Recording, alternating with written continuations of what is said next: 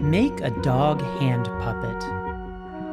Today, we're going to turn another sock into a dog puppet.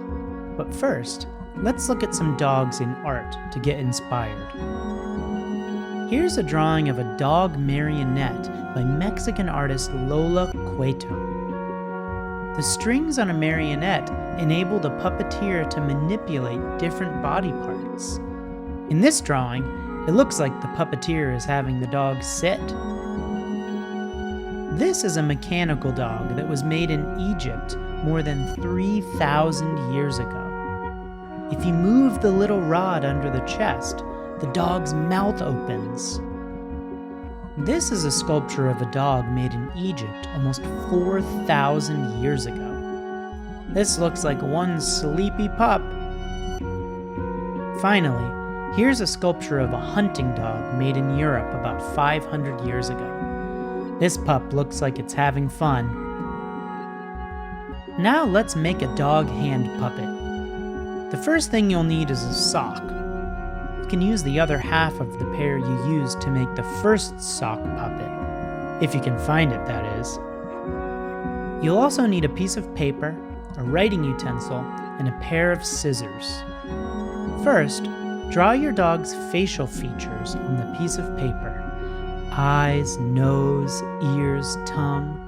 You get to decide what style you want to make these in. I made big, curvy ears, but maybe your dog has short, pointy ones, or medium-sized, fluffy ones, or something else. It's up to you. Once you've drawn these body parts, it's time to cut them out. It's really difficult to cut things out perfectly along the lines, and even more so when you're working with a huge piece of paper. What I like to do is cut out sloppily around the things I need to cut out, and then get closer when I have something smaller to hold on to. As you can see with the ears, I actually decided I liked the space around the line, so I didn't cut it out exactly there. You're the artist, so you get to decide what you like.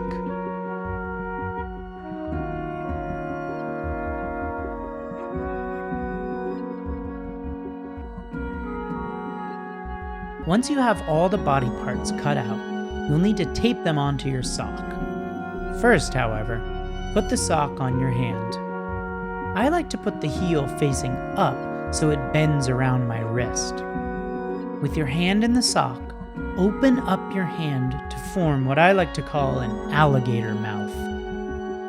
With your other hand, stuff the sock into your hand to make a cavity for the mouth.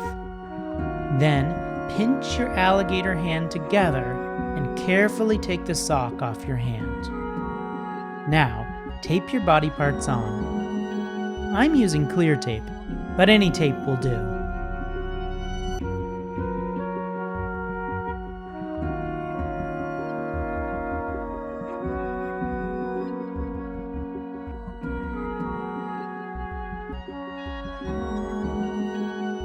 Now that your hand puppet is finished, go get the first dog sock puppet you made and introduce them. Remember, since dogs have a very powerful sense of smell, they don't usually interact face to face like we humans do. We do that because our eyesight is very powerful. Dogs get to know another dog with their nose, and they often smell each other's rear ends to get the most information about what the other dog is like. Once your dogs know each other, they can play together. Introduce your dog to someone in your family. Remember to remind them to ignore the dog at first, and let the dog sniff them until it feels comfortable.